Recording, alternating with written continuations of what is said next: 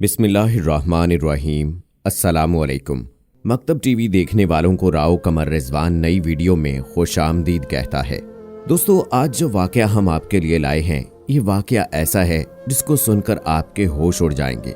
ये वाकया हाल ही में भारत में पेश आया और इस बदकिरदार औरत के इस वाकये ने हर किसी को तौबा करने पर मजबूर कर दिया। बच्चा पैदा होते ही डॉक्टर्स और नर्सें डर के मारे भागने लगे और किसी की हिम्मत न थी कि करीब जाता। दोस्तों, आपको इस बात का यकीन नहीं आ रहा होगा, लेकिन याद रहे कि जब आप इस वाक़े को इसी औरत की जुबानी सुनेंगे तो आपको यकीन आ जाएगा। लिहाजा आप आज की वीडियो को स्किप किए बिना आखिर तक लाजमी देखिएगा।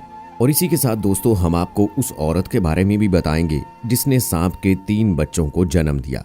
वीडियो में आगे बढ़ने से पहले आपसे गुजारिश है कि अगर आपने अभी तक हमारा चैनल मकतब टीवी सब्सक्राइब नहीं किया है तो अभी सब्सक्राइब कर लीजिए।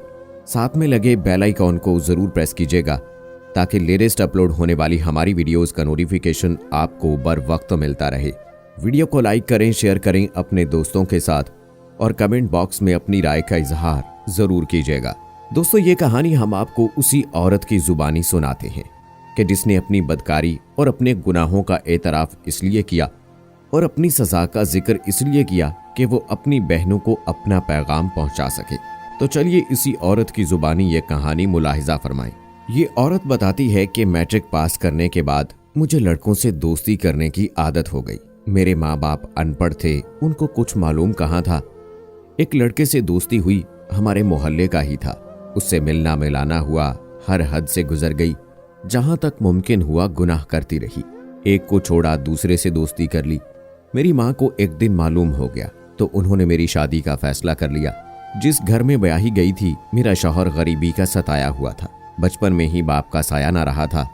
माँ ने मुसीबतों से पाला था, कभी लोगों के बर्तन धोकर तो कभी लोगों के जूते पॉलिश करके। मेरा शौहर बेहद सादा इंसान था। वो जमाने के फरेब नहीं जानता था। मेरी एक ही ननद थी।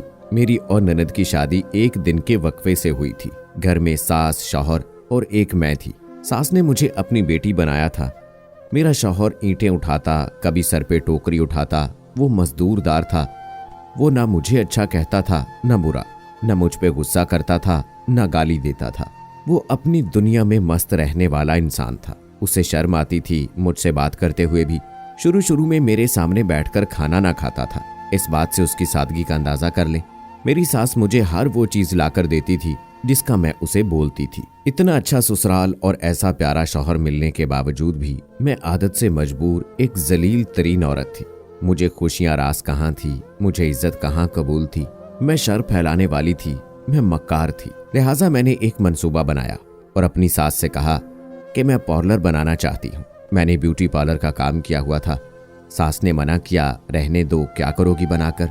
लेकिन जब मैंने अपने शौहर से बात की तो वो मेरी गोद में सर रखकर बोला, मेरी जान, तुम खुश हो तो बना लो, मुझे कोई एतराज नहीं। वो तंग ज़हन नहीं था।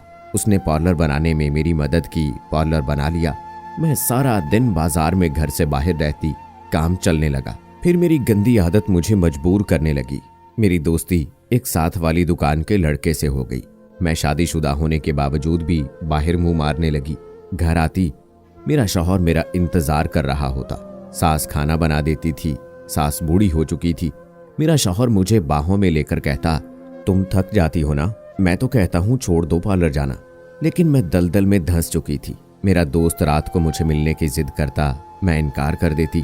फिर मैंने उसकी इस जिद को भी कबूल कर लिया। मैं अपनी सास को और शौहर को नींद की गोलियां देने लगी। वो सो जाते, मैं अपने दोस्त के साथ गुनाह करती। मेरी सास दिल की मरीजा थी और एक दिन गोली का रिएक्शन हुआ और वो तड़प कर मर गई। लेकिन मुझे कुछ अफसोस ना हुआ। घर में कुछ दिन रोना धोना हुआ और फिर वही रूटीन चल पड़ी।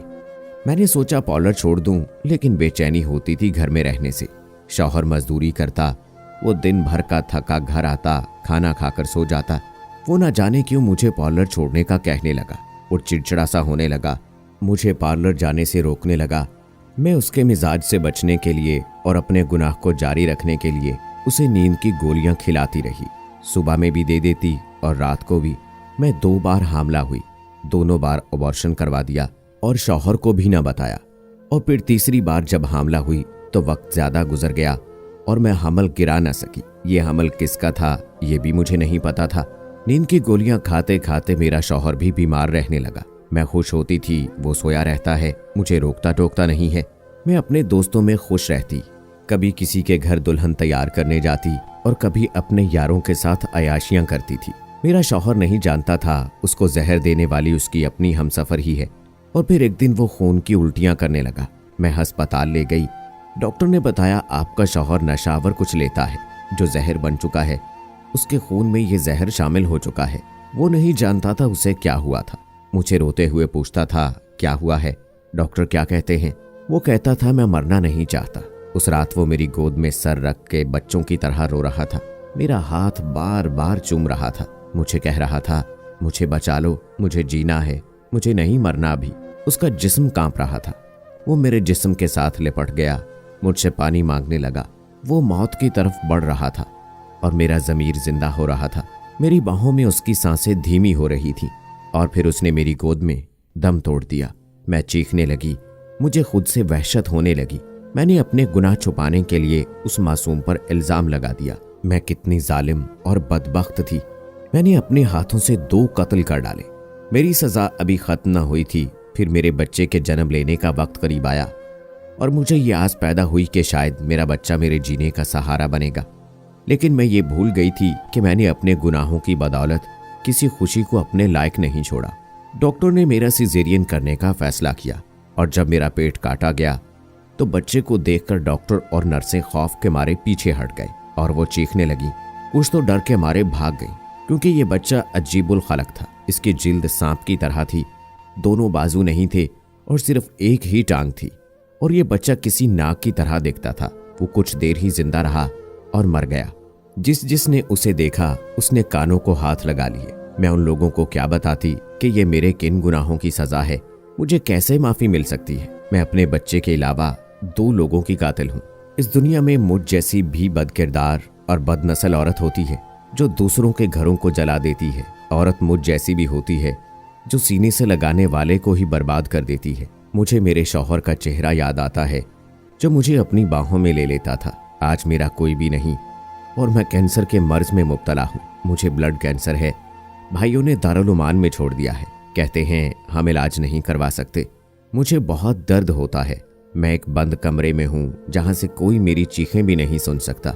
मौत मांगती हूँ लेकिन मौत भी नहीं आती। ये शायद मेरे गुनाहों की सज़ा है। नमाज पढ़ती हूँ, अल्लाह से माफ़ी मांगती हूँ कि शायद बख्शिश हो जाए। मैं अपनी बहनों को बताना चाहती हूँ कि जो भाई को भाई से दूर कर देती है, जो बेटे को माँ से दूर कर देती हैं, जो बूढ़े सास ससुर को औलाद से दूर कर देती हैं, मैं उनको बताना चाहती हूँ कि अंजाम बहुत बुरा होता है। जब जवानी ढल जाती है तो मकाफात अमल शुरू हो जाता है। सब सुनने वाले मेरे लिए दुआ करें। वो औरतें जो गैर मर्दों में खुश रहती हैं, उनके लिए मेरी जिंदगी एक इबरत का निशान है। खुदारा मेरी जिंदगी से इबरत हासिल करे। मेरा वक्त तो गुजर चुका है, वो वक्त पर तौबा कर ले। दोस्तों, अपने इस बदकिरदार औरत की कहानी मुलाहिजा की। चलिए अब आपको उस औरत के बारे में बताते हैं कि जिसने सांप के 3 बच्चों को जन्म दिया। भारत के खबर रसाई इदारे के मुताबिक बिहार के मुंगेर से एक चौंका देने वाली खबर सामने आई है, जहां एक खातून ने जहरीले सांप को ही अपना बेटा मान लिया है। और यही नहीं बल्कि खातून के साथ रह रहा सांप भी एक बेटे की तरह खातून की हर बात मानता है। खातून और सांप के दरमियान माँ बेटे के इस रिश्ते को देखकर लोग दांतों तले उंगली दबा लेते हैं। कहा यह जा रहा है कि मुंगेर हेडक्वार्टर से महज 4 किलोमीटर की दूरी पर डकरा गांव में पेशे से मजदूर कृष्णा यादव की अहलिया मीना देवी एक जहरीले सांप को अपना बेटा मानकर उसका अच्छे से ख्याल रख रही हैं। इस सांप को लेकर वो घर का हर काम करती है और सांप भी एक फर्माबरदार बच्चे की तरह मीना देवी की हर बात मानता है और उसके कहे के मुताबिक काम करता है। मीना देवी का मानना है कि इस सांप ने इसकी कोख से जन्म लिया है। साथ ही वो ये भी कहती हैं कि मेरी कोख से 3 सांप के बच्चों ने जन्म लिया था, 2 बेटे और 1 बेटी को मैं अपने बच्चे की तरह परवरिश कर रही थी।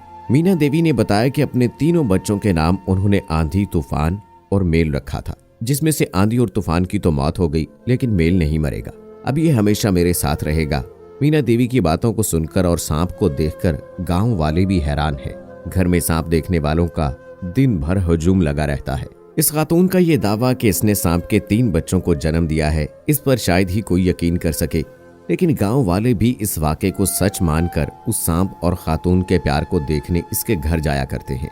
गांव के लोगों ने कहा है कि जब उन्होंने ये सुना कि खातून ने सांप के बच्चों को जन्म दिया तो उन्होंने इस बात पर यकीन नहीं किया, लेकिन जब जहरीले सांप के छोटे बच्चे को खातून की गोद में एक बच्चे की तरह खेलता देखा तो उन्होंने इस बात पर यकीन कर लिया।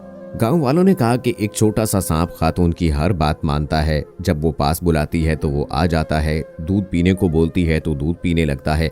सांप खातून के साथ बच्चे की तरह बर्ताव करता है। दोस्तों, आप इस बारे में क्या कहेंगे? कमेंट बॉक्स में हमें जरूर बताइएगा। मिलते हैं अगली वीडियो में, तब तक के लिए अल्लाह हाफिज।